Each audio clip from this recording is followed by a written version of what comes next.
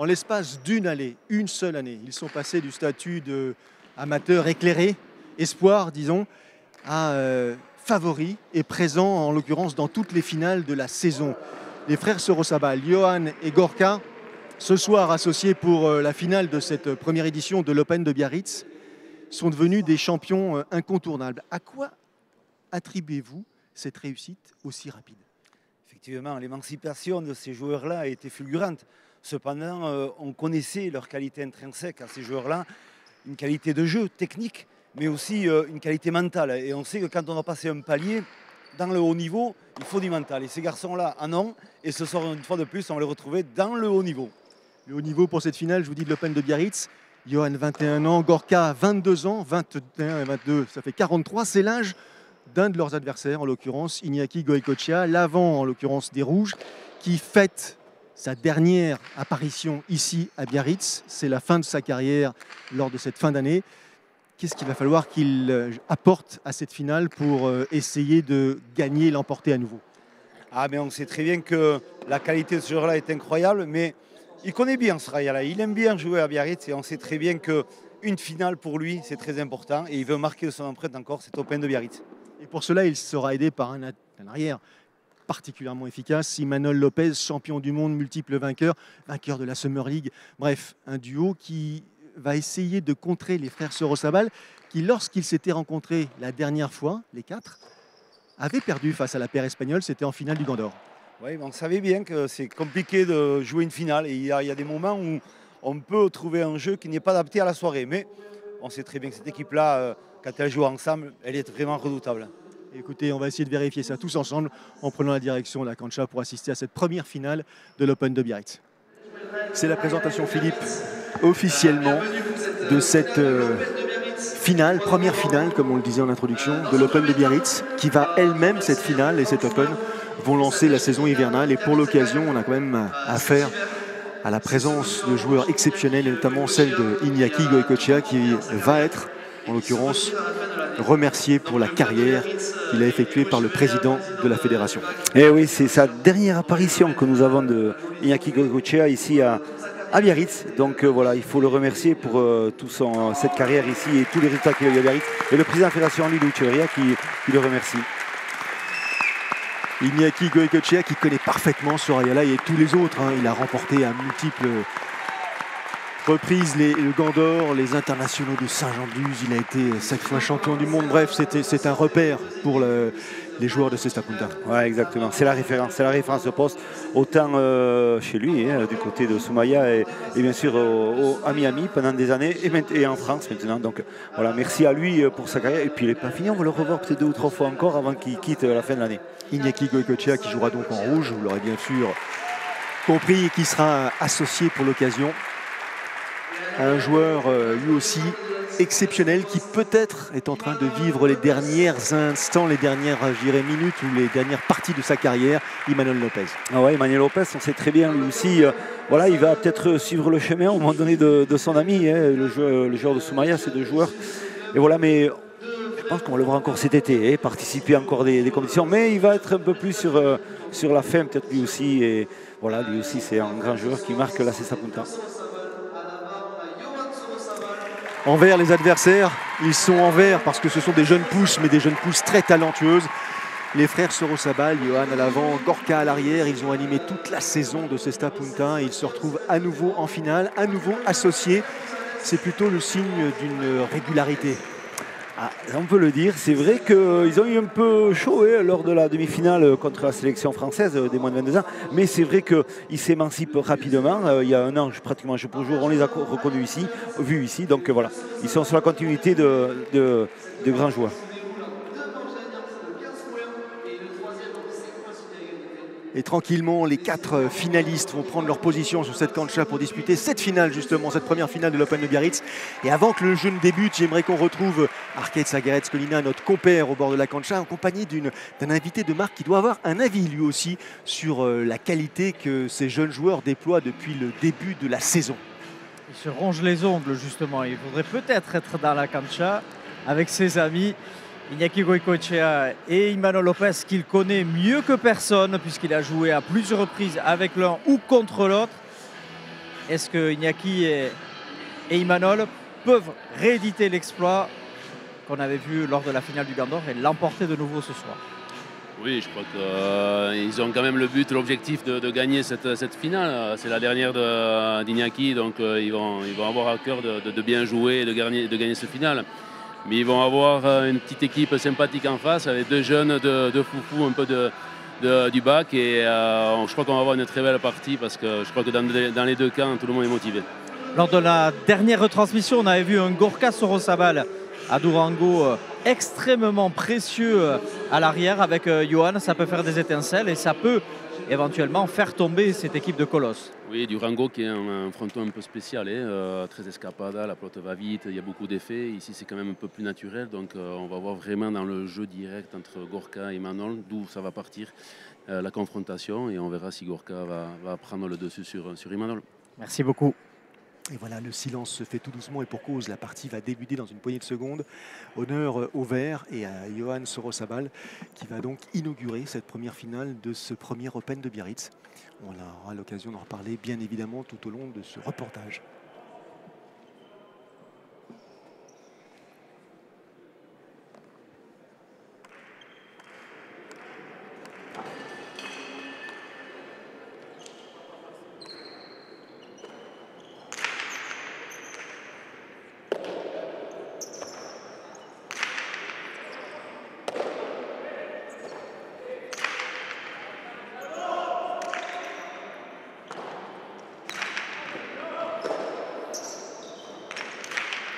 Première accélération de l'avant vert.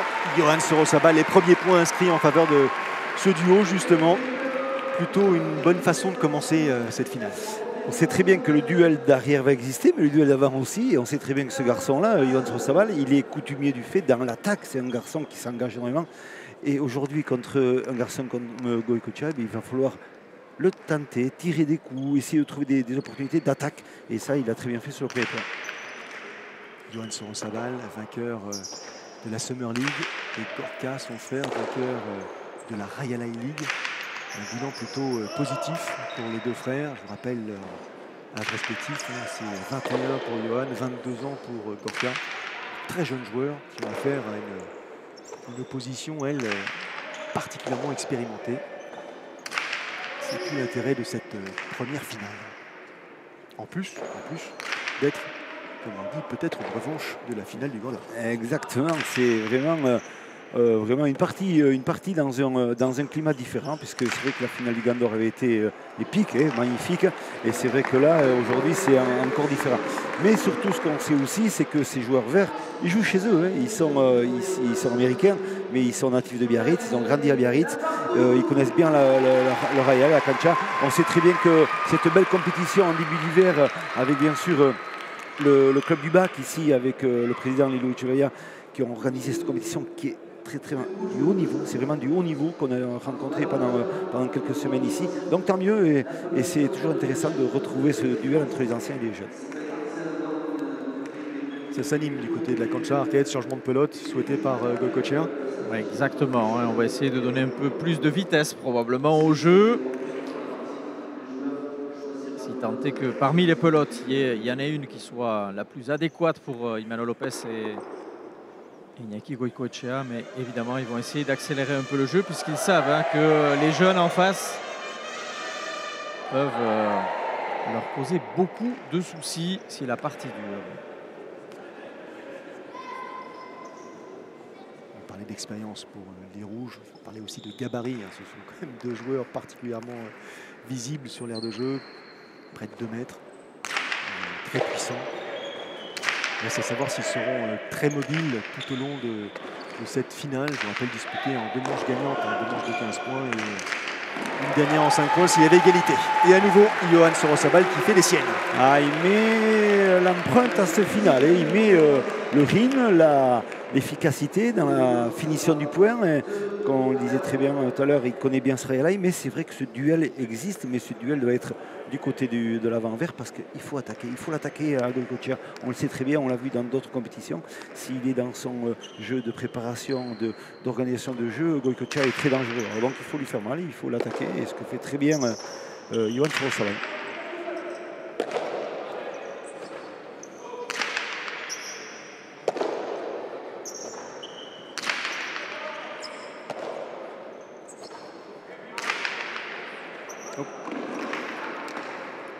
Un tout petit peu haute cette pelote. Elle est donc venue heurter la bâche au-dessus de la ligne blanche qui signifie l'extrémité de l'aire de jeu, la ligne blanche horizontale comme la ligne blanche d'ailleurs verticale et au sol. Première égalité, deuxième égalité, pardon, 2 points à 2 dans cette première manche. Arcade s'est évoqué tout à l'heure le Durango et je dirais la prestation de Gorka Sorosabal qui avait effectivement réalisé une excellente soirée puisqu'il avait emporté. Est-ce que le fait qu'il ait cette comment dit-on, cette victoire à son actif, que ça se sache, est-ce que ça va changer la manière de jouer des Rouges? Est-ce qu'ils vont peut-être davantage insister sur l'avant plutôt que sur l'arrière?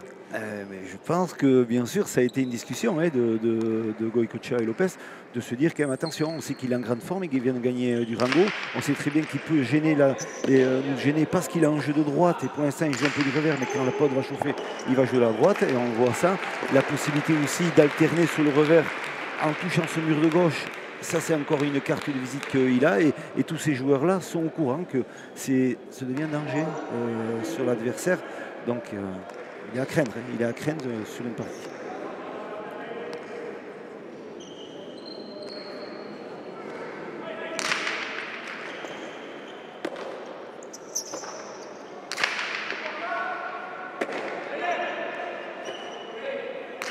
Toujours cette gestuelle très artistique.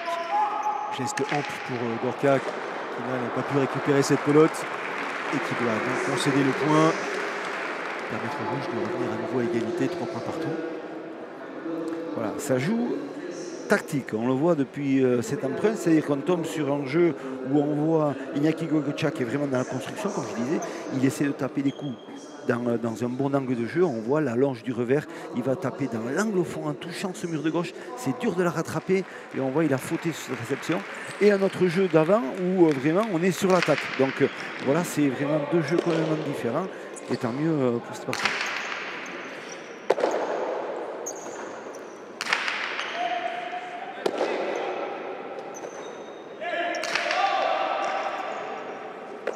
Récupération Emmanuel Lopez pour l'instant, relativement calme cette finale. Pas de prise de pouvoir véritablement visible. Des contres, quelques fautes. Un jeu assez équilibré. Peut-être que tout simplement les pontistes ne sont pas encore rentrés dans leur jeu. Et Gorka Sorosabal qui n'hésite pas à jouer de la droite depuis quelques points. La grande spécialité d'Eric. Est-ce que vous pensez, Eric, justement que la droite de Gorka peut mettre à mal un peu Emmanuel Lopez? Oui, il peut certainement mettre à mal Iñaki Goicoechea aussi, puisqu'on a discuté un peu avant. L'intention de Gorka, c'est de faire bouger un peu Iñaki devant aussi. Il a les moyens de le faire, donc bien sûr, c'est une arme qu'il faut qu'il utilise et qu'il mette à bon escient. Peu de joueurs, peu d'arrières utilisent la droite pour véritablement exprimer leur talent. Ils sont assez peu nombreux, on les voit de manière régulière, exprimer en l'occurrence servir de leur revers. Mais la droite est assez peu utilisée, assez peu vue. Ah oui, non, c'est sûr, mais c'est une arme d'alternance dans le jeu. Alors c'est vrai que la droite, elle permet sur certains axes de jeu d'éviter que la pote elle ressorte très loin pour l'avant, pour les rebottes. Mais cependant aussi, c'est que c'est un fronton qui s'y prête ici aussi. Biarritz, c'est un fronton qui est un peu plus court qu'à Saint-Jean-de-Luz, donc ça demande c'est un peu plus rapide. Donc le jeu de la droite permet aussi de pouvoir faire des points plus rapidement. Les avantages pour l'instant. Un tout petit point d'avance en faveur des Rouges qui mènent 4 points à 3 dans cette première manche. Les Rouges qui se sont défaits au stade des demi-finales de la paire Laduche Basque. Et les Verts qui eux se sont imposés face à, vous avez l'idée, Benetrix et Caparus qui sont membres de l'équipe de France qui vont participer au prochain championnat du monde des moins de 22 ans en Europe. Prochain champion du monde, c'est bientôt là, hein, c'est au mois de novembre. Exactement. Mexico. Mexico, du 21 au 26 ou 27 novembre. Donc voilà, grande compétition qui arrive pour tous ces jeunes.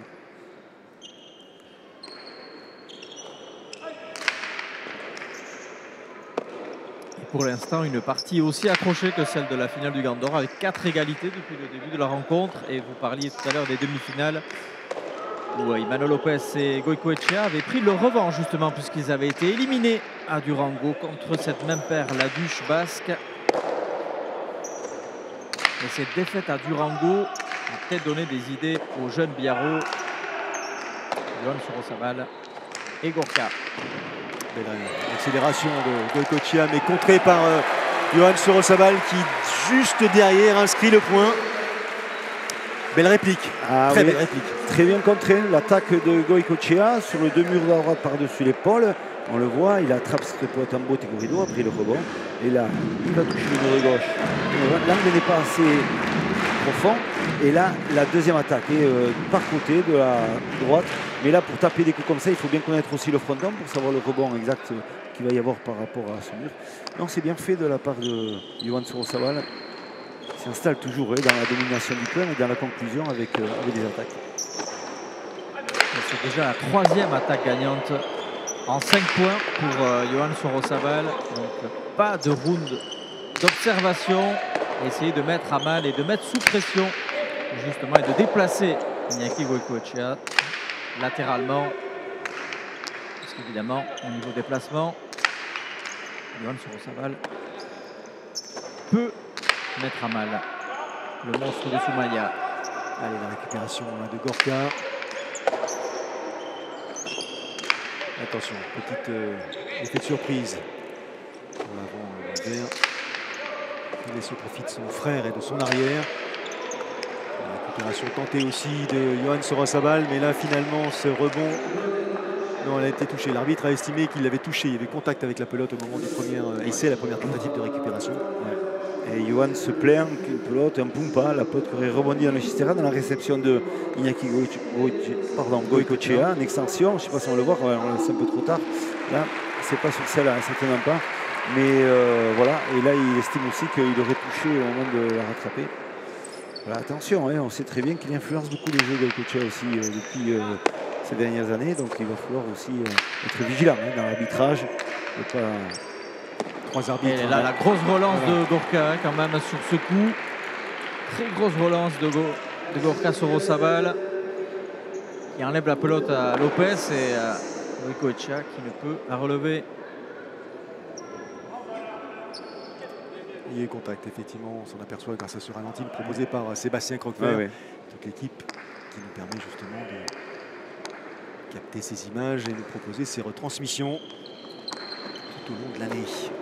Au niveau au but, cette fois-ci, Johan Sorosabal pour tenter de faire l'écart, un tout petit point d'avance en faveur des Rouges. À ce stade, 6 points à 5.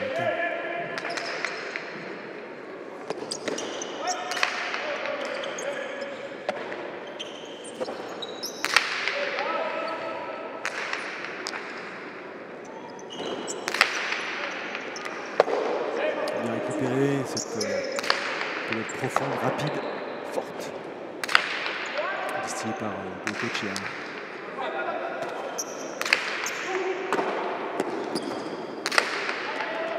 Chercher la profondeur, faire raboter Johan Sorosabal pour éviter sans doute son frère.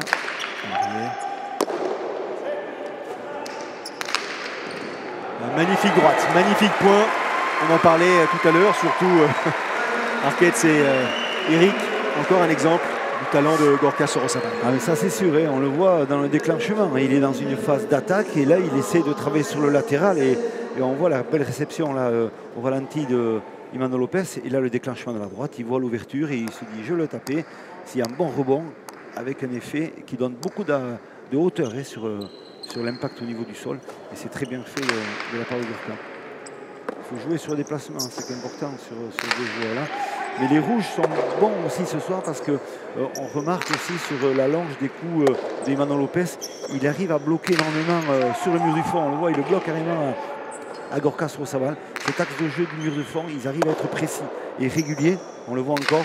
Ils ne font pas d'erreur, trop d'erreurs à ce niveau-là. Et c'est dur de pouvoir organiser un jeu quand on est bloqué sur le mur du fond.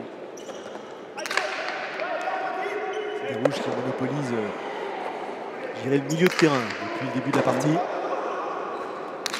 Et là, il tente effectivement une accélération. Goicoechea plutôt couronné de succès.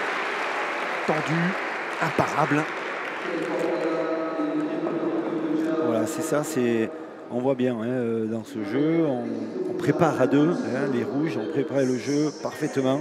en bloquant Gorka Sorosabal, l'arrière vert sur le mur du fond. On voit il était gêné sur la dernière relance de la droite parce que c'est efficace et il n'a pas le choix, il faut qu'il attrape. Et la relance est un peu juste et là l'efficacité dans l'attaque de Goycochea, c'est plus à expliquer. On sait très bien que c'est précis et fort, donc le point est très bien fait.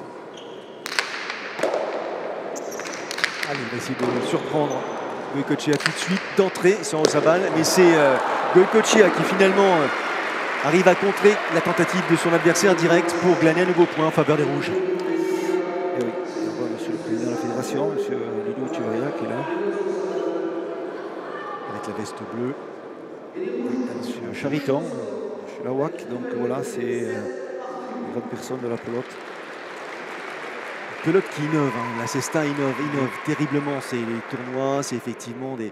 On a parlé de la Summer League, on a parlé en l'occurrence de la Rayalai League, pardon, c'est pas facile à prononcer, qui démarre là dès la fin du mois d'octobre avec les Winter Series à Guernica et qui va aller jusqu'à, je dirais, la fin d'année. La présence de ces nouveaux tournois qui viennent animer la période automnale, c'est la preuve de la bonne santé de la pelote et surtout de l'envie de ces joueurs de justement rythmer un calendrier complet. Ah, exactement. La Cesta Punta se porte bien parce qu'il y a de la demande. On sait très bien que autant ici du côté français que du côté espagnol, il y a de l'affection pour ça. Il y a les gens qui se déplacent pour venir voir de la Cesta Punta. Et bien sûr, il faut leur proposer des tournois quand même majeurs et les tournois avec des joueurs aussi en forme et aussi doués, ça nous permettra encore de grandir encore plus dans le sport en général. Donc voilà, tant mieux qu'il y a ces gros tournois qui sont en marche et qui fonctionnent bien toute l'année.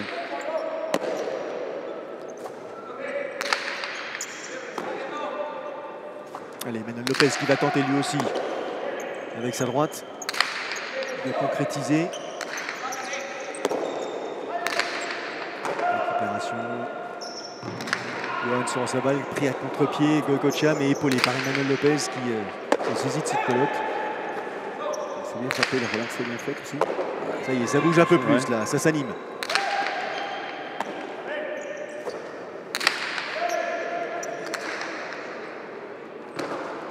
Voilà. Geste très difficile à réaliser, rapporter cette pelote, vraiment rapporter sur l'aire de jeu, sur le mur de frappe. Ouais. Alors qu'il était accolé le dos au mur. Ouais. La trajectoire de pelote a été fuyante et elle est partie sur le mur de gauche. On le voit, elle va toucher le mur de gauche, elle va revenir. Et ça, c'est plus dur à contrôler sur la réception.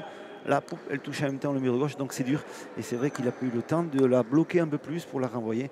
C'est compliqué, hein, même quand on est un champion comme, bien sûr, Iñaki Goycochea. Messieurs, un petit point à mi-parcours avec Eric. On sent que là, peut-être les choses s'animent un petit peu, mais la partie reste très accrochée et tactique entre les deux. Oui, on voit quand même que voilà, il y a des points de part et d'autre, quelques fautes, des erreurs un peu de placement. Mais je crois que les jeunes tiennent bien la baraque encore et à voir si sur le physique ils peuvent faire la différence. Mais attention à cette équipe rouge quand même qui techniquement est très présente et qui seront là jusqu'au bout. On sent un peu moins de déplacement du côté d'Iñaki Goycochea. C'est peut-être aussi une des clés de la partie. Oui, l'âge est là, hein, je veux dire, voilà, il a beaucoup d'années derrière lui, donc c'est sûr que sur le déplacement, ça va vite. C'est un fronton qui est rapide, une pelote qui est vive aussi. Donc sur certains déplacements, on a pu voir sur le deux-murs où il a eu du mal quand même à aller couper la trajectoire de la pelote. Ça fait un peu partie du jeu aussi, mais je crois qu'il a d'autres qualités pour quand même embêter un peu cette équipe verte aussi. Merci. On insiste sur les capacités physiques parce qu'on serait tenté de dire que ces joueurs-là, comme Iñaki, comme Manuel, sont indestructibles. Mais c'est quand même une aire de jeu qui est immense. C'est immense, c'est hyper sollicitant, ça ne s'arrête jamais. C'est sûr, 56 mètres de long, avec 10 mètres de haut au niveau du mur de frappe et le côté, 10 mètres de large, avec un dégagement au niveau de la contre-cancha qu'on voit en bois qui fait 5 mètres, 400 mètres. Donc voilà, ça demande vraiment énormément de déplacement et surtout une pelote qui rebondit, qui est très rapide. Et donc ça demande voilà, de l'anticipation dans le jeu. Alors c'est vrai qu'on peut, comme vous dites très bien, on parle du physique, mais le physique est une partie très importante dans la préparation de nos sportifs, et en l'occurrence dans la Cesta Punta, avec un Rim Caria qui monte énormément, une une compréhension aussi technique derrière où il faut vraiment adapter son jeu par rapport à la pelote. Donc tous ces ingrédients-là font qu'il faut être en forme optimale si on veut vraiment prétendre à gagner une compétition comme ce soir ici l'Open de Biarritz. Les 3 points d'avance, pardon, Marquez. C'est la première fois justement qu'il y a 3 points d'écart. C'est le premier break intéressant, dirons-nous, à l'entrée du Money Time pour les Verts. Ils semblent avoir trouvé leur rythme. Ils ont une belle opportunité effectivement là de s'imposer. C'est premier manche, on verra après. Il faut maintenant qu'ils poursuivent leur effort. Et jusqu'à présent, ça s'est plutôt pas mal goupillé. On va voir, je dirais, l'aisance avec laquelle Gorka se joue des pelotes adverses dans sa position d'arrière.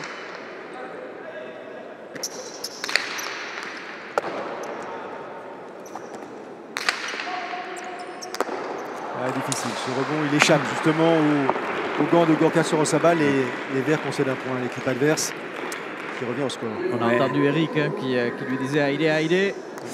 On a senti surtout aussi l'intelligence du jeu d'Imanol Lopez. Vraiment dans cette alternance de la droite, il a senti, il a ajusté vraiment le coup sans le forcer, en trouvant un axe de jeu, un angle qui était important. Et voilà, il est trop court. Gorka pour venir juste le plot, mais voilà, c'est l'intelligence de ces joueurs-là, de cette équipe rouge, comme on le répète, et ils ont vraiment, on dirait dans notre jargon, c'est la vista, le coup d'œil immédiat pour pouvoir faire la différence. Il est parfaitement capté par l'avant, là, Johan Sorosabal qui s'est agenouillé pour saisir cette pelote. Il n'a pas laissé échapper de son gant.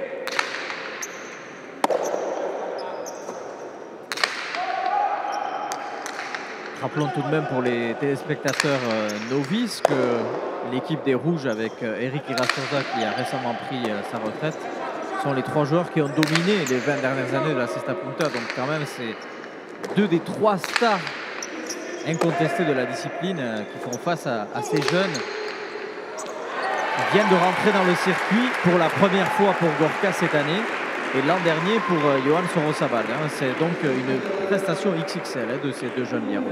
Et la chance de ces 2 jeunes Biarros, c'est que justement, tout au long de l'année et depuis l'an passé, même depuis les 2 dernières saisons, ils ont eu les occasions de côtoyer, d'affronter ces ténors en quelque sorte. Ça les a fait grandir très vite. Ah, mais ça c'est sûr, ils ont vite progressé, ils ont vite compris le jeu. Ils ont travaillé dur, je peux vous dire, parce que c'est bien beau d'arriver à ce niveau-là, mais c'est pas une fin en soi, parce qu'il faut surtout y rester. Et ces joueurs-là le prouvent et le démontrent à toutes leurs sorties qu'ils sont là, ils sont présents et ils font les efforts qu'il faut. Et ils sont bien organisés dans un esprit familial, avec un père qui s'occupe beaucoup d'eux aussi. Et donc voilà, ils progressent, ils continuent et ils sont en très grande forme. Se rend coup pour coup, j'ai tenté de dire là, sur l'aire de jeu. Bien frappé cette pelote. On voit les rouges qui sont plus dans un rôle défensif. Attention. Voilà. Et la conclusion, il a bien amené cette conclusion. Johan, certes, mais aussi avec l'aide de Gorka, ils se sont joués de leurs adversaires pour construire ce point. Exactement. On a senti dans l'arrivée de cette fin de point avec l'attaque de Johan Sorosabal, l'organisation du jeu en alternant un peu sur les droites un peu piquées de Gorka Sorosabal, sur les rebonds posés. Voilà, on sent que la pelote est beaucoup plus chaude, donc les rebonds sont beaucoup plus hauts. Et effectivement, on voit que les Verts maîtrisent bien cette fin de partie avec cette pelote qui est bien rapide. Et voilà, est-ce qu'ils vont arriver jusqu'au bout? On le voit.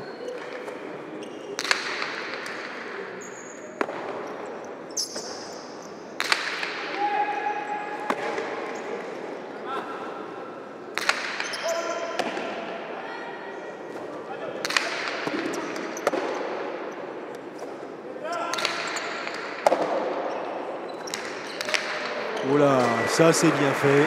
Goïcoechea dans le texte. J'allais dire que depuis quelques temps, on n'avait pas vu Iñaki solliciter de cette manière-là et surtout réagir, tenter systématiquement de conclure les points qu'il avait la possibilité ou l'opportunité de faire. Ouais. Il est très, je dirais, très en demande dans cette finale. Oui, c'est ça, mais l'organisation du jeu, sur la stratégie qu'ils ont voulu mettre en place, peut-être dans l'organisation, attendre un peu les fautes des adversaires, essayer d'être un peu plus efficace sur les rebonds de pelote. Mais à un moment donné, le rôle de l'avant aussi, c'est de terminer un point. Et on le voit que quand il n'a pas fait jusqu'à présent, jusqu'à la première dizaine, à part sur des raderets qui n'étaient pas tellement où il a fait 2 points, mais le reste du temps, il était un peu vraiment très attentif à un système de jeu. Et là, l'efficacité par rapport à l'organisation de jeu sur le deux-murs a été bonne. Et c'est peut-être là qu'il va falloir qu'il réagisse un peu en tant que grand champion. Plus de mobilité, visiblement, côté Goycochea. Bien joué. Très très bien joué. Un nouveau point encore en faveur des Verts qui s'échappent à 2 petits points de la victoire dans cette première manche. Voilà, il alterne bien Gorka Sorosaval entre la droite où il gêne énormément les adversaires et là le revers qui pose au 9,5 100 mètres de puissance. Voilà, c'est la gestion de taper fort et de positionner le jeu, ce que font très bien les Espagnols jusqu'à présent, mais encore un peu plus facilement pour les Verts puisque les Verts connaissent bien ce fronton. Et là, le revers de Goycochea, un vrai missile. Il n'a pas pu récupérer Gorka Sorosaval. Point en faveur des Rouges. Et donc mise en jeu en faveur de Goycochea. Est-ce qu'il va changer de pelote ou pas? A priori pas. Non, on reste sur la même. Est-ce qu'il n'aurait pas intérêt à changer de pelote? Est-ce qu'elle n'est pas trop vive pour eux? Oui, mais ils ont besoin d'amener eux, grâce à leur qualité technique, le jeu un peu du rebond haut. C'est ça qu'ils recherchent énormément. Et, mais bon, je vous dis, hein, ces jeunes-là connaissent très très bien ce rail. Et donc ils se placent très très bien sur pas mal de phases de jeu. Et la pelote vive peut être intéressante. Ouais. Ici, il est passé la proximité du gant, mais pas récupéré par Johan Sorosaval. Attention, les Rouges marquent leur 11e point. Il n'y a plus que 2 points d'écart dans cette première manche entre les deux équipes. Léger avantage en faveur des Verts, mais léger avantage, 2 points seulement. 13-11. C'est là qu'il faut être fort. Hein. C'est là que dans la tête, il faut se resserrer et dire voilà, il y a 2 points à faire. Retrouvons notre jeu, soyons efficaces et gênons un peu ces Rouges qui vont prendre confiance parce que c'était mal parti pour eux, on le sentait. Et ça peut vite virer à autre chose. Un peu long. Ce but, l'autre qui veut rebondir au-delà de la ligne numéro 7, donc Pacha, la possibilité pour Iñaki Goycochea d'engager à nouveau.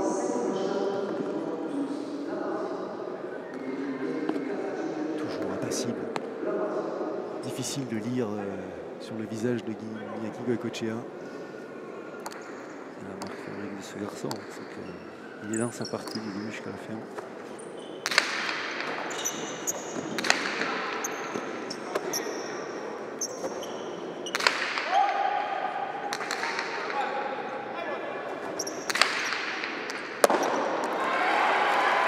Un rebote très puissant, un revers de la part de Johan Sorosaval qui a trompé donc Imanol Lopez et permet au Convert de prendre un point supplémentaire. 14-11, petite pelote de première manche. On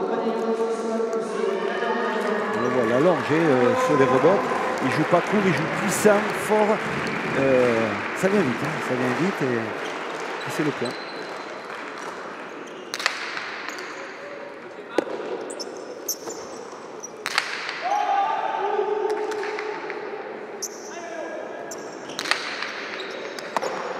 Et le voilà, ce point définitif, ce point supplémentaire qui permet donc aux Verts de s'imposer dans cette première manche sur le score de 15 points à 11.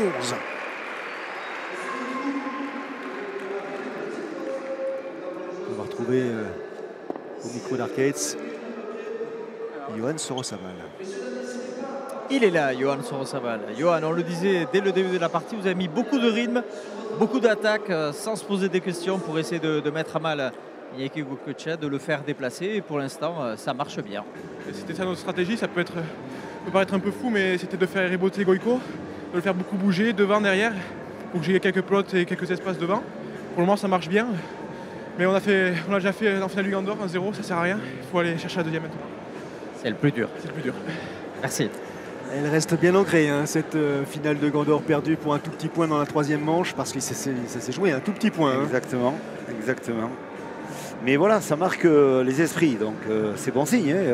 On est revanchard après quand on revient sur la cancha contre les mêmes adversaires qu'on a joué il y a 2 mois de ça. Donc voilà, on a envie de démontrer qu'on est capable de changer un peu la situation, ce que font très très bien les 2 frères. Ce n'est pas suffisant, dit Johan Sorosaval, certes, mais ça leur autorise déjà peut-être d'avoir une forme de confiance en eux qui leur autorisera une victoire dans la deuxième manche. Enfin, je veux dire, ils ont effectivement appliqué une stratégie et ça a l'air de fonctionner. Ah oui, mais exactement. Mais il faut toujours se dire que dans une partie, c'est toujours intéressant de prendre la première manche, que de courir après le score et de rechercher un peu à retrouver un équilibre de jeu. Donc voilà. Les points gagnants, Yoann Sorosabal, 8 points gagnants. Voilà, on sent ce duel quand même d'avant entre Sorosabal et Goicoechea. On l'a dit et on l'a bien spécifié que le jeu de Sorosabal, c'était le jeu de l'attaque. Et ce soir, quand même, il est conquérant dans cette entame de première manche. Cependant, on voit Goicoechea qui a été un peu timoré dans l'approche du jeu, mais il commence à se réveiller un peu. Mais la différence, elle est faite sur Yoann Sorosabal, qui est bien équilibré par Gorka, qui amène les pelotes qu'il faut. Ils arrivent à alterner aussi sur les rebots comme il faut, en se gérant bien, en occupant bien le jeu. Donc c'est une équipe qui fonctionne bien ce soir.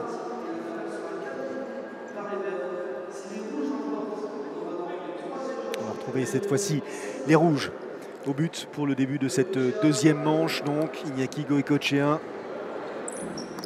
On a parlé à plusieurs reprises, on a insisté, c'est vraiment ces dernières pelotes qu'il est en train de jouer au plan professionnel, bien sûr. Sans doute qu'on apercevra encore à l'occasion d'une ou deux parties avant la fin de l'année. Mais ce sera effectivement une poignée de parties, il n'y aura pas d'avantage. Il a décidé de passer à autre chose, peut-être de prolonger, mais différemment. C'est bien fait et c'est vraiment une pelote qui est vite. Yoann Sorosabal, tendue cette pelote proposée par Iñaki Goicoechea. Elle a été gardée dans l'air de jeu par son frère Gorka. Belle récupération, encore une fois, de l'avant-vert, spectaculaire. Extension, là aussi, Gorka Sorosabal. Le rouge qui imprime j'ai envie de dire, une dynamique dans ce début de deuxième manche, mais bon, ça ne leur sourit pas, comme ils devaient sans doute l'imaginer. Ouais, c'est sûr. Mais on sent que cette pelote, parce que les rouges ont gardé la pelote verte de la première manche, ainsi que les verts pareil. Mais cette pelote, en chauffant, elle a tendance à avoir des effets à rester un peu à voler. On le voit sur le côté proto qu'une pelote un peu plus franche, elle tomberait plus facilement juste avant. On voit l'aptitude de taper la droite par-dessus l'épaule, qui est très bien faite. Mais sur la réception, voilà, il faut être hyper agressif dans ces pelotes-là parce qu'ils sont un peu plus, on dirait un peu plus saltarinas. Elle a tendance à remonter, à être un peu plus molle, mais il faut l'attaquer. Et là, il n'a pas fait Imanol Lopez, il a été pris sur la réception.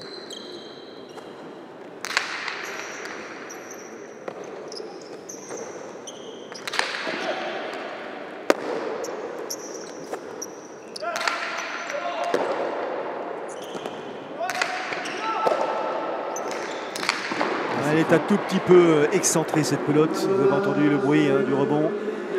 On est sur la partie en bois de ce Rayalai et donc elle est fausse. Oui. Ça a été un peu précipité quand même. Le jeu demandait l'attaque, bien sûr, effectivement, de la part de Sorosabal. Cependant, son exécution de geste a été vraiment très très rapide. Et s'il était un peu plus posé, ça aurait été peut-être plus efficace. Et voilà, l'erreur, elle est là.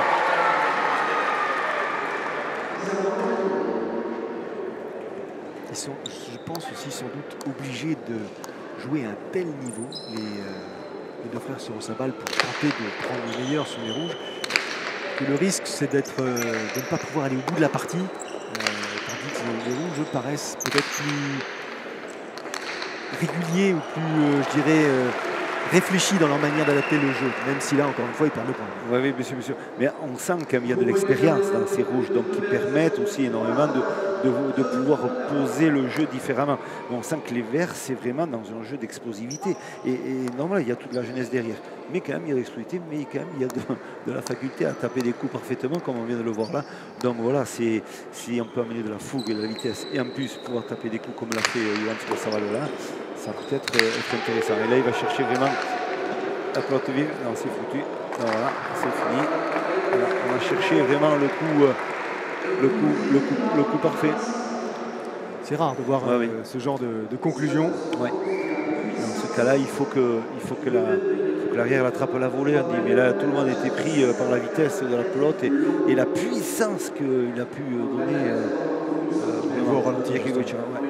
Il a tapé vraiment très très fort et le rebond a permis de faire une pelote avec un rebond très long. Et là, l'avant-vert ne peut absolument pas récupérer cette pelote. Personne ne peut la jouer. Ouais. Ce sont des conclusions plus fréquentes, effectivement.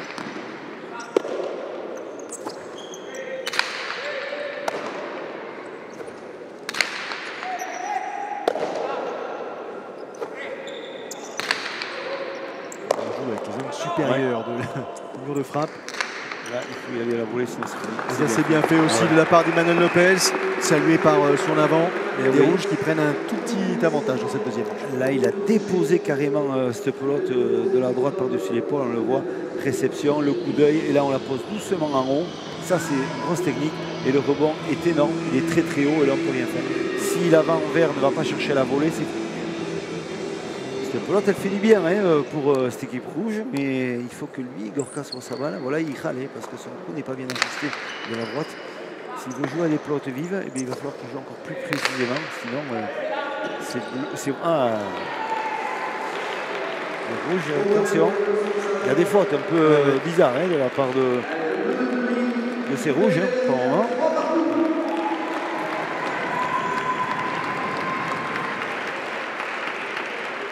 Lopez qui laisse échapper cette pelote permet donc au vert de revenir au score à égalité dans cette deuxième manche, 3 points partout. Récupération, attention. L'équipe de Goicoechea qui va aller chercher la profondeur. Il est remonté. Elle est fausse. Elle est fausse. Le bruit aussi ne trompe pas. Ouais. Nouveau point en faveur des rouges.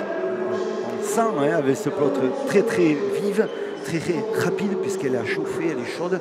Et bien ça donne des effets différents et on le voit si on ne resserre pas un peu plus le jeu en étant un peu plus sérieux, un peu plus efficace, et bien on risque de partir sur des points qui ne vont pas durer longtemps.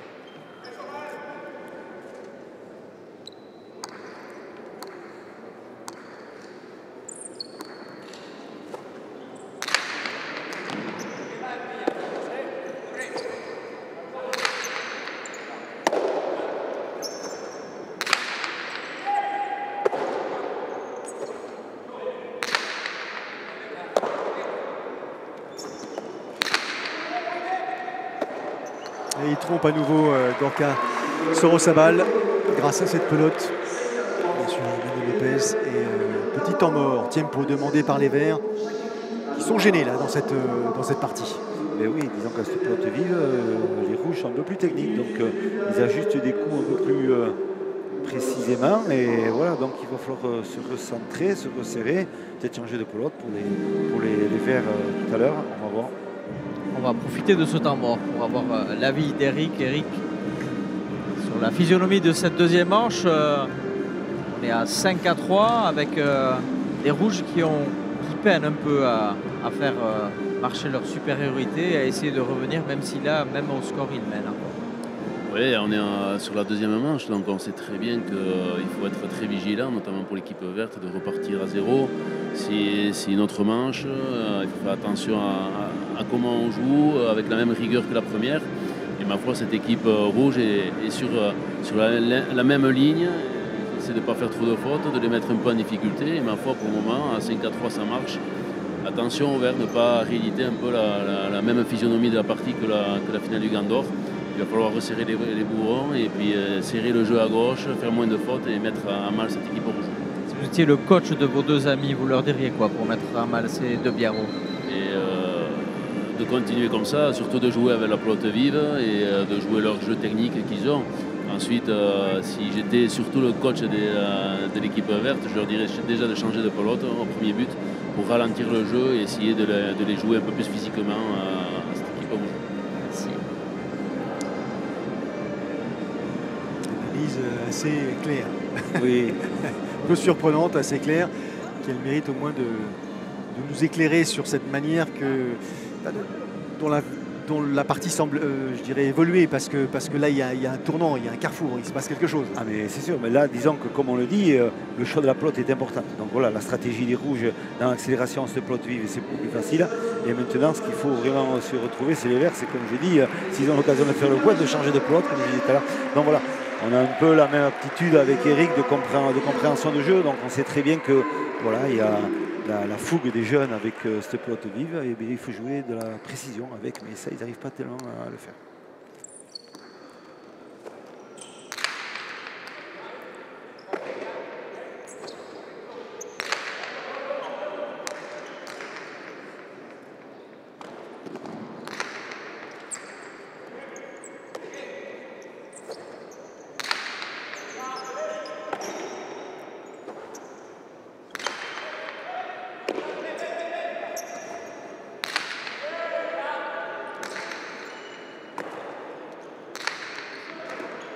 Et il y est, Johan Sorosabal sur cette pelote difficile à récupérer. Et là, ce sont les rouges qui distillent, en l'occurrence, le jeu. Je serais tenté presque de dire qu'ils sont en train de faire ce qu'ils veulent avec les adversaires. Ils sont en train de faire un jeu qui leur va bien, c'est-à-dire que c'est leur rythme à eux en plus, donc c'est un bon rythme. Et bien sûr, on essaie de trouver des bons angles de jeu, des bonnes applications de jeu, et ils font bien, ils font très bien les rouges. Bien joué, bien récupéré. Gorka, attention, c'était révolte pour Iñaki Goycochea. C'est les forces. Non, il est trop ouvert. C'est une petite erreur technique dans l'attaque du deux-murs. À le rebond, on renvoie du mur du fond, et c'est vrai qu'il a laissé échapper et la pelote est forte. Et bien sûr, les Verts vont aller directement sur le choix de changement de pelote. Voilà, c'est qui est important. C'est primordial. S'ils veulent revenir dans la partie, ces Verts, c'est de changer la pelote. Une pelote neuve et être un peu plus patient et de faire courir un peu ces rouges pour revenir dans cette partie, puisqu'ils ne sont pas loin à 5-4, mais surtout changer un peu la physionomie de l'entame de la deuxième manche.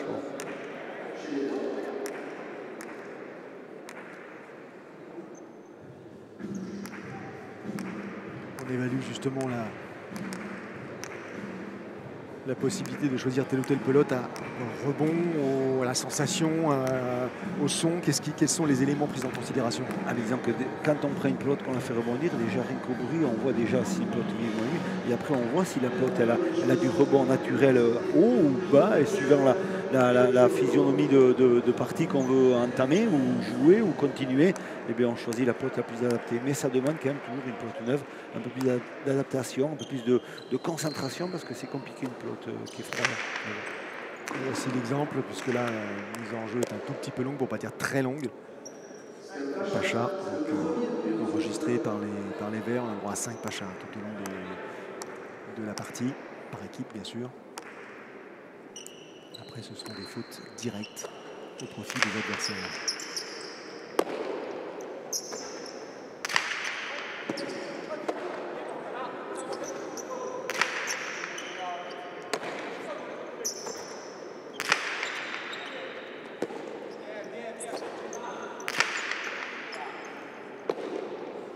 Nettement moins vive quand même.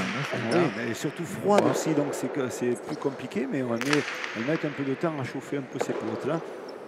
Et ça demande de la concentration pour les arrières, parce que la pelote elle a tendance à voler un peu sur la ferme et à retomber. Et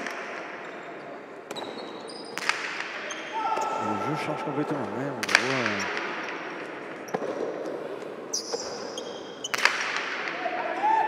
On voit, grosse confrontation là, entre Emmanuel Lopez et Gorka Sorosabal au fond de cette cancha.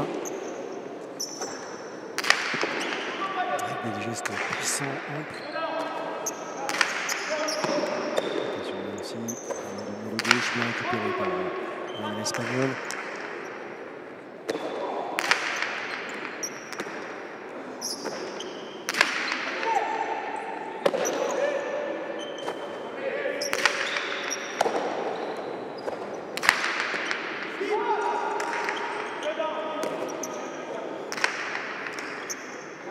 Et on voit qu'avec cette pelote, les rouges ont moins la main mise sur le jeu. C'est assez net. Ils n'arrivent pas à déplacer les Verts comme ils le faisaient précédemment.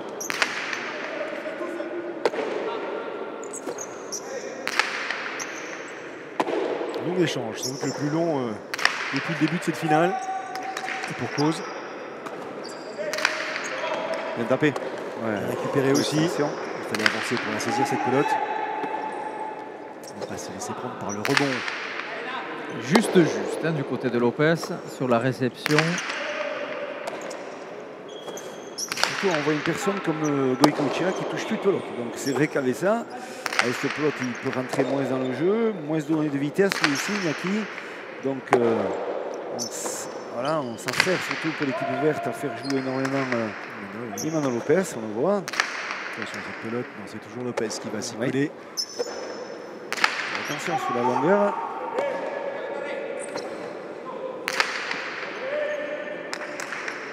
Allez, Eric Botti. Aïe, bien frappé, bien frappé, bien frappé. Et c'est bien vu. Bien frappé. Rebond qui surprend l'arrière vert. Ouais. Il a ralenti sa course dès là, mais pour la réception, et on dit qu'il s'arrêtait pour se mettre en botte et pronto. C'est un drop du revers. Et là, de la droite, pardon, on le voit, il s'arrête, il se place. Et là, il fait la faute sur la réception. Et bien évidemment, les rouges qui reprennent leur précieux sésame. Ouais, et le score de 6-4, bien sûr. Ouais, petit break. Ouais.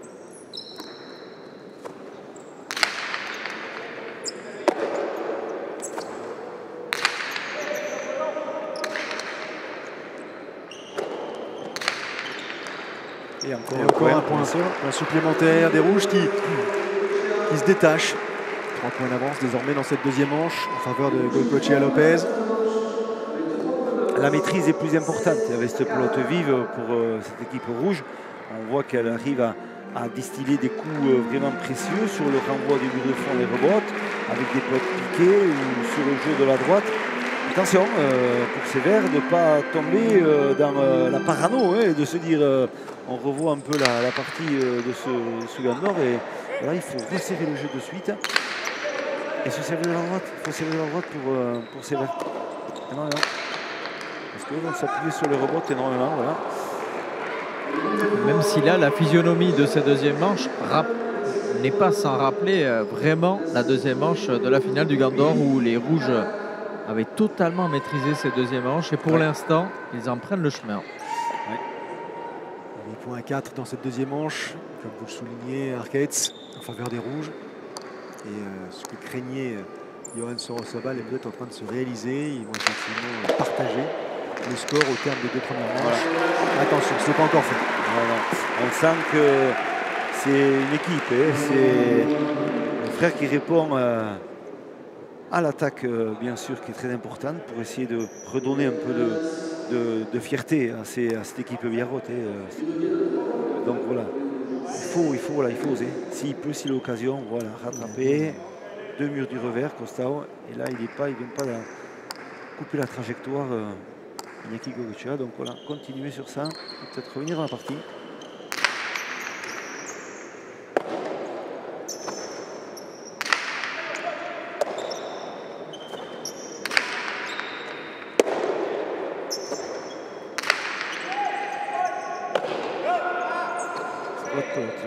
Ça change complètement.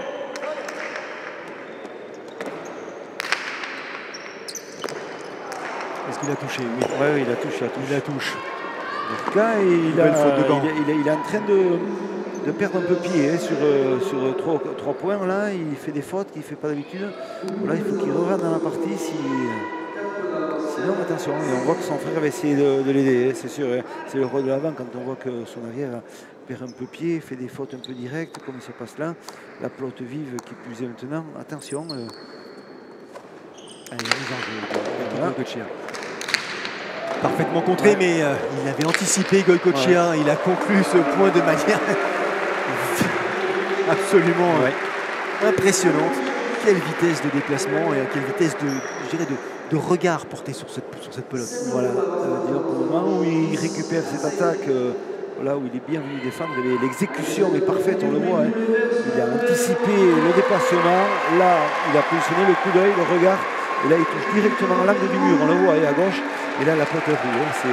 C'est un coup vraiment très bien exécuté de la part de Iñaki Goicoechea. Il ne faut pas laisser effectivement toucher la pelote dans cette surface entre la ligne 4 et la ligne 7. C'est compliqué. Il faut tenter sa chance. Et cette fois-ci, il y parvient. Johan Sorosabal, il prend un contre-pied l'avant rouge. Ça redonne de l'espoir. Ils sont à 4 points. Ils sont menés 4 points, mais on peut revenir dans la partie. Il faut que Gorka retrouve un peu plus le sourire et voilà, son frère va lui parler. 10-6, 10.6 en faveur des rouges. Le souci, messieurs, c'est que les Verts ont du mal à capitaliser. Ils gagnent un point de temps en temps, mais ils ont du mal à enchaîner plusieurs points. Et c'est ce qu'il faudrait absolument faire pour revenir à hauteur de cette équipe des Rouges, sans quoi il faudra qu'il s'adonne à cette 3e manche qu'il craignait au début de la partie. Johan Sorosabal qui souhaite absolument éviter l'avant rouge lors lors de la mise en jeu. Il est obligé de prendre un peu de risque pour allonger ce but justement et ne pas croiser le gant de Goïcoechea.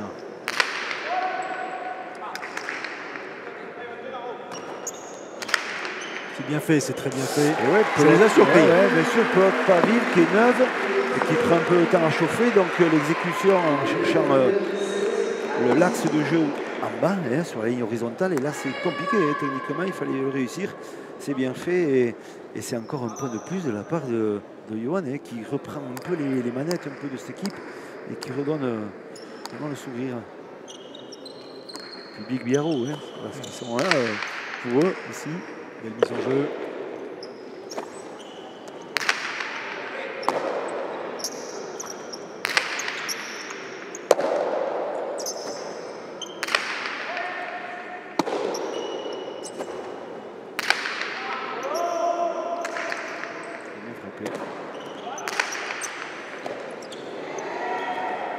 La botte parfaite de Goïcoechea, bien capté par Sorosabal, Johan en l'occurrence.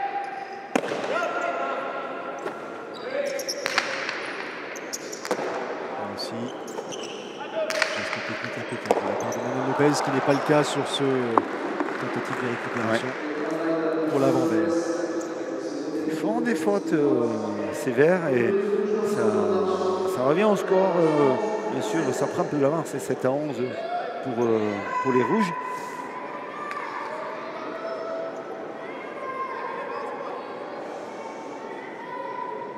Ça veut cogiter là, ça réfléchit. C'est effectivement tout le travail de Johan Sorosabal va être de maintenir son frère dans le jeu, ne pas le laisser sortir.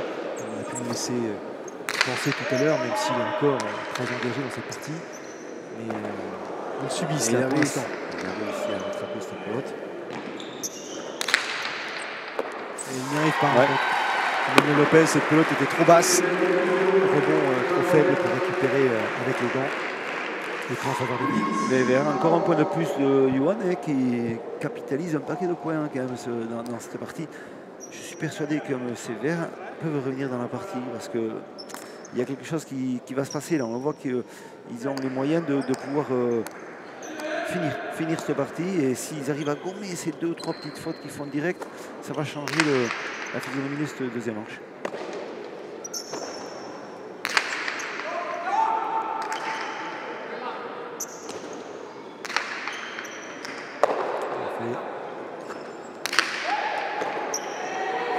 Il capte bien ces pelotes peu élevées. Johan Sorosabal réfléchit sur ses jambes. Et là, celle-ci, non, est-ce que son frère la récupère? Non.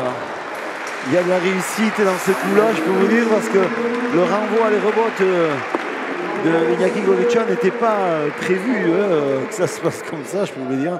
Il a fini par toucher le mur de gauche, on voit, il a touché le mur de gauche. Et elle a un angle fuyant, l'angle, on le voit, elle s'échappe, et elle va finir sur le filet. Et c'est compliqué de la rattraper pour Gorka. C'est peut-être le tournant, hein, puisque dans 11-9, on passe à un 12-8. Ils ne sont plus qu'à 3 points de la troisième manche. C'est rouge.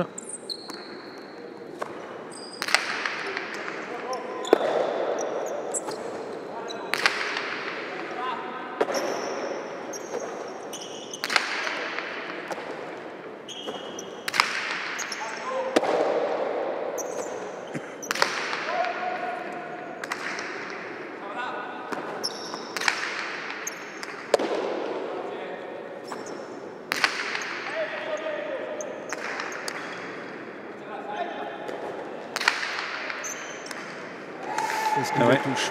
Oui. Ouais. Il a touché. Quelques difficultés pour Emmanuel Lopez là. Ouais.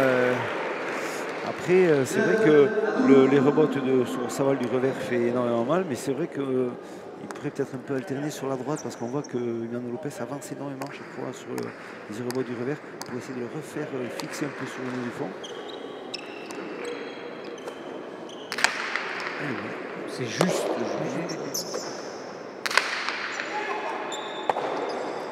Il faudrait une petite série des Verts pour leur confiance personnelle déjà, mais aussi pour retourner le public qui leur est acquis. Ouais, qui ne joue pas son rôle là, le public. Effectivement, il manque un petit peu de présence. J'en aurais besoin. D'autant qu'ils ont déjà éliminé leur joker, hein. Ils ont déjà pris le temps mort, messieurs. Donc les Verts n'ont plus de possibilité de prendre un temps mort, quel qu'en soit le scénario. Information importante dans la gestion de la partie, effectivement. Attention, il y a qui joue en avançant. Gorka sur cette pelote de l'équipe Goycochea.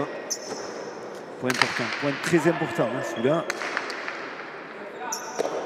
Et voilà, l'alternance de la droite, comme je disais, les rebots. Ah, c'est bien tapé quand même. C'est bien ça, hein. fait, c'est bien fait. Elle est bonne, elle est juste. bonne. Mais bien, voilà. Et la conclusion, il vous a écouté, Philippe. Il vous a parfaitement entendu. Voilà, il fallait qu'il alterne un peu, c'était rebord du revers et passer un peu dans la droite parce que effectivement, le fait qu'il s'était positionné depuis quelque temps. Et là, il a fait énormément de bien avec cette rebond de la droite, Yanto Savala, qui lui procure une pelote à l'avant. Et là, attaque du revers par-dessus l'épaule, croisée sur l'extérieur. C'est un coup parfait. Bel enchaînement, belle conclusion. Des Verts désormais à 2 petits points au score, en retrait donc, et qui progressivement reviennent sur les pas de leurs adversaires. Bien luté cette pelote. Oh.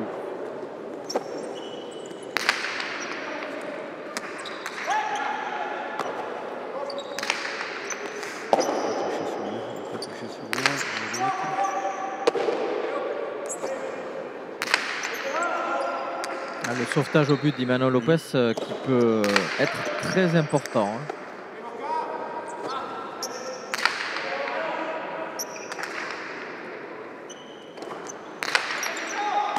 Oh là, la récupération avec ce bras tendu. Elle est bien frappée cette pelote. Elle est bien frappée. Elle est bien Il a frappée. du mal par-dessus l'épaule. Iñaki ne peut pas la ramener cette pelote. Bien construit ce point par l'équipe verte, qui n'est plus qu'un désormais un tout petit point des rouges. 12 points à 11 dans cette deuxième manche. Souvenez-vous, les Verts l'ont emporté lors de la première manche sur le score de 15 points à 11. C'est ça. Ça peut basculer. Ouais. Et on sent quand même que ces Verts sont revenus à la partie et surtout Gorka qui rentre dans le jeu, qui permet à son frère aussi de s'exprimer différemment. Voilà, et mettre à mal un peu cette équipe rouge. Allez, le public, c'est maintenant qu'il faut effectivement jouer sa partition. Troisième Pacha, attention.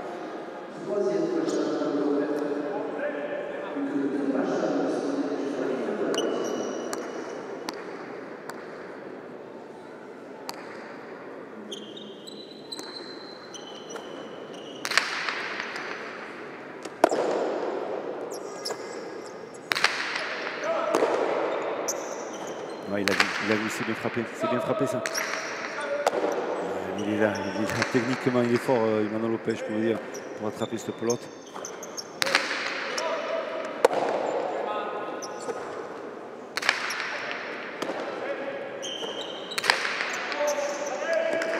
C'est qui a joué celle-ci aussi.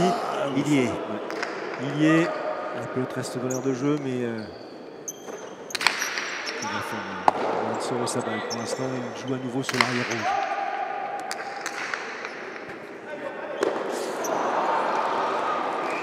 C'est le point qu'on n'attendait pas. La récupération impossible par l'avant vert. C'est vrai que, comme on dit, il veut commencer à changer ce jeu avec les rebonds à droite, ce qui fait très bien, mais c'est vrai que la puissance et la pelote glissent à l'impact au sol et donnent une trajectoire un peu plus longue. Et là, il s'est fait avoir, on voit, sur le renvoi. Et là, il est pris par le rebond. 13.11 et pelote aux mains de Iñaki Goycochea pour la mise en jeu. Mise en jeu puissante qui va chercher Soro Sabal. Et là, une deuxième pelote encore plus rapide. Elle est bien produite par Goycochea. Voilà, il se démène. L'Espagnol là sur la cancha. Il a joué tout seul, c'est lui qui a construit le point de A à Z. On peut dire qu'il s'arrache sur cette fin de manche pour vraiment la remporter. Goycochea, il ne lâche pas le morceau, comme je le disais dans l'entame de cette partie, que le rouge et Goycochea, les finales, il aime les gagner. Donc on le voit, il n'a pas du tout abdiqué après cette première manche. Et la deuxième manche, quand même, elle est plus complète, plus efficace et surtout ont fait une grosse partition. Et la possibilité pour les Rouges de revenir au score et de s'imposer dans cette deuxième manche, c'est fait. 15 points 11, exactement le même score, mais bien sûr à l'inverse. 15-11 donc en faveur des Rouges dans cette deuxième manche. Une manche partout, tout reste à faire dans cette finale de l'Open de Biarritz.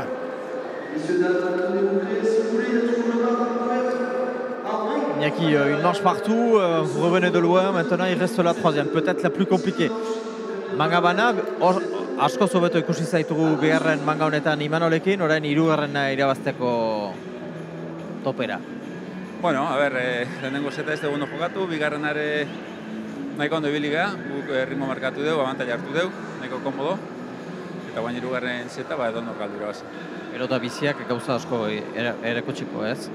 Bai, a ber, goituta gaude ez, pelota hauekin jokatzen, da nik uste pelota kontu ez dela arazoa, biziak egin gabiltza azkeneko urtetan, eta nik uste badakigu lan nola jokatu behar da pelota hauekin. Eskerrik asko. Ouais, on a été très mauvais lors de la première manche. On a eu beaucoup de mal à trouver nos marques. Lors de la deuxième manche, je ne peux pas dire qu'on a été très bon, mais par contre, on a petit à petit réussi à mettre notre rythme, les faire jouer à notre rythme. Et c'est ça, je pense, qui a été la clé.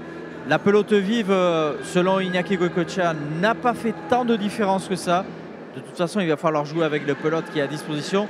Et le plus important, c'est surtout de ne pas laisser les Verts prendre confiance lors de la troisième manche. Et oui, effectivement, hein, c'est sûr que la troisième manche, souvent, ça, 5 points, ça peut aller très vite. Donc voilà, il faut surtout être bien clair dans son jeu et efficace du début jusqu'à la fin.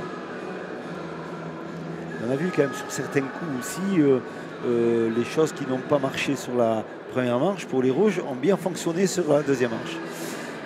Et voilà, Yohann Sorosabal quand même, il est pas mal, 15 points, donc ça fait une manche pour lui. Donc on voit la domination dans le jeu d'attaque vraiment de Yohann Sorosabal, mais ça ne suffit pas. Ça ne suffit pas quand même pour pouvoir remporter cette deuxième manche. Cependant, ça laisse présager toujours quand même une possibilité de retrouver ce garçon dans les attaques.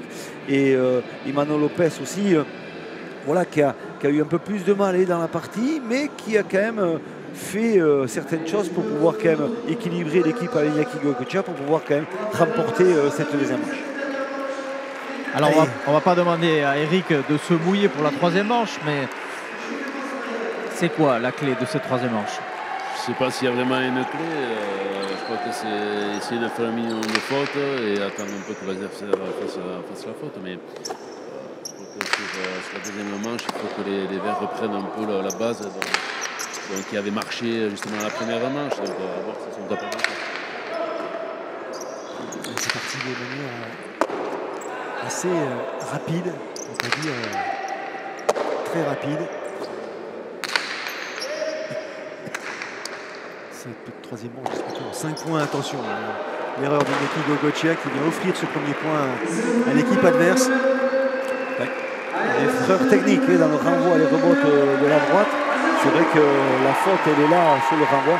Cependant, quand même, on voit que les Rouges, ils ont changé quand même de visage depuis le début jusqu'à maintenant. Voilà, là on voit aussi dans l'attitude du joueur. Voilà, c'est intéressant pour cette troisième manche. Allez, pour un point important, ce point d'avance, il faut capitaliser, c'est ce que vous disiez tout à l'heure en parlant de Yohann Sorosabal. Depuis le début, il avait quand même gagné 15 points directs. Malheureusement, la faute commise, faute de réception commise par son frère, vient annihiler en quelque sorte l'avantage qu'ils avaient réussi à enregistrer. Et voilà, le point partout. Voilà la trajectoire qui est fuyante. Elle est fuyante puisqu'elle touche le mur de gauche et elle a tendance toujours à tourner. Et là, faute de réception. Une partie très équilibrée. Rappelons pour les plus nostalgiques que la troisième manche du Gandor s'était terminée 5-4. Et là, on a une manche partout. Les deux remportés 15-11. Donc vraiment, c'est là qu'on voit que c'est une confrontation extrêmement équilibrée entre ces deux grandes équipes.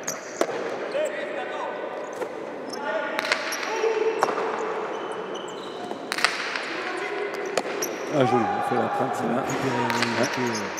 L'attitude était bien celle qu'il fallait avoir pour capter cette pelote difficile. Et là, il serait sans doute important psychologiquement, du moins pour les Verts, de continuer la course en tête, même si là, ils perdent la mise. Trompé par le rebond, Gorka Sorosabal. Un petit petit peu de mal. Là. Il va lui aussi ressentir un certain malaise là, dans cette finale. Il est effectivement assez bousculé. Bien sûr, et surtout, on leur donne des munitions pour qu'ils puissent vraiment faire du bon boulot. Et là, si on ne s'applique pas un peu plus à cette pelote vive, d'éviter de faire remonter, bien sûr, Iñaki Goicoechea, ça risque d'être vraiment compliqué jusqu'à la fin. Allez, Goicoechea. Avantage au rouge, 2.1 dans cette troisième et dernière manche de cette finale de l'Open de Biarritz qui ouvre en quelque sorte carrément la saison hivernale de Cesta Punta. Nous irons ensuite à Saint-Jean-de-Luz, puis à Pau. Et les Winter Series de Guernica viendront conclure cette période. Bien récupéré Emmanuel Lopez. Ouais, ça s'est bien tapé. Hein, Cherche profondément pour tromper. Attention. Allez, c'est très très puissant sur des pelotes qui frôlent les 300 km/h une fois qu'elles reviennent du mur de frappe. Ce sont des vrais cailloux, des vraies pierres qu'il est difficile de capter. L'expérience dans ces grands moments. Et oui, c'est vrai. Le problème, c'est qu'on le voit quand il joue en avançant vers le mur de frappe, Iñaki Goicoechea, il est très dangereux puisqu'il arrive toujours à déclencher des coups puissants, bien précis, et c'est dur de venir défendre le jeu. Et là, attention, 3-1. Est-ce que c'est les Biarros qui vont avoir la faveur du public ou le Goicoechea qui finit sa saison, qui va être soutenu? Attention, nouvelle faute directe mise, et quelle faute directe! 4 points désormais pour les Rouges dans cette troisième manche. Et là, les Verts qui craquent un peu, 4-1. 3 pelotes de victoire. C'est le boulevard qui leur a été proposé là. Ce que craignait Johan à l'issue de la première manche est en train de se réaliser. La deuxième manche est passée dans l'escarcelle adverse, et là les Rouges sont en train de prendre un avantage évident sur cette finale.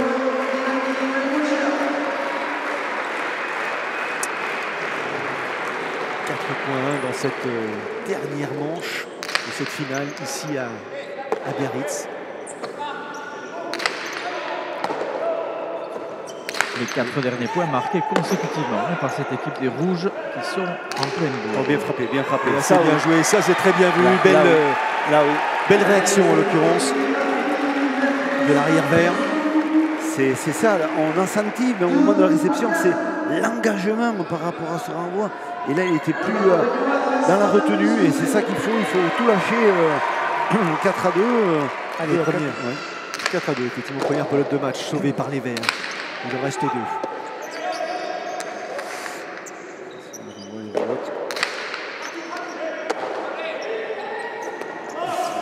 C'est gonflé ce qu'il a fait là, Gorka. Et là, c'est encore plus rapide, et le retour est imparable. Signé Goicoechea qui met un terme à cette finale. Les Rouges qui s'imposent sur le score de 11-15, 15-11, 5-2 ici à Biarritz à l'occasion de cette finale de l'Open de Biarritz. Partie très spectaculaire, Philippe Etcheverry qui a, je dirais, souri aux plus expérimentés. Oui, exactement. Le choix de la pelote, la vivacité, et surtout l'expérience. Moi, je remarque que c'est vraiment la qualité de ces joueurs-là, c'est de positionner des pelotes dans des endroits difficiles, et la baisse de régime un peu de ces Verts dans cette fin de manche. Abattus qu'ils sont, les frères Soro-Saval. On va retrouver les vainqueurs au micro de Arquette. Manol, une victoire importante pour vous après la déception à Durango. Vous avez été éliminé en demi-finale. C'était important pour vous avec Goicoechea dans ce remake de la finale du Gandor de l'emporter. Urrezko Sisteraren revancha esan genuen, Durangon txarto jolatu zenuten biok, eta konfiantzarentzat gaurkoa importantea zuentzat. Bueno, beti da polita irabaztea, baina noizean behin ere bakaltzeak ematen dizu gogoa gehiago lana hobetzeko eta kantxan gauzak hobeto egiteko, baina oso gustora. Durangon ezin izan zen, normala da, besteak ere jokatu egiten dute, eta horrela da pelota. Oui, on ne peut pas toujours gagner à Durango, ça nous avait piqué au vif un peu.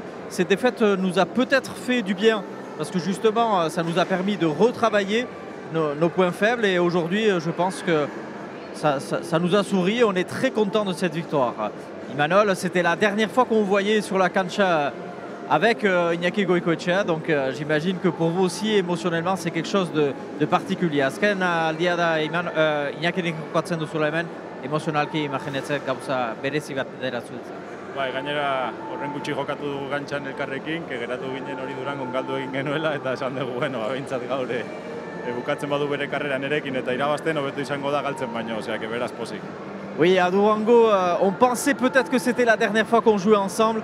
Je ne voulais pas quitter Iñaki sur une défaite, donc on s'était dit, on a une revanche, on nous donne une opportunité à nous de la saisir à Biarritz, et je suis très content de l'avoir emporté, au moins pour que Iñaki et moi, on parte sur une belle note. Merci beaucoup.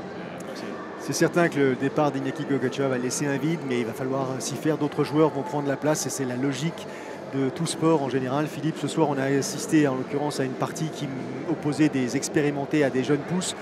On a vu qu'il manquait encore quelques éléments aux jeunes pousses pour effectivement rivaliser au plus haut niveau. Voilà, on sait que le haut niveau, ça se passe sur des détails. Et ce soir, il manquait peut-être des détails de précision pour les frères Sorosaval.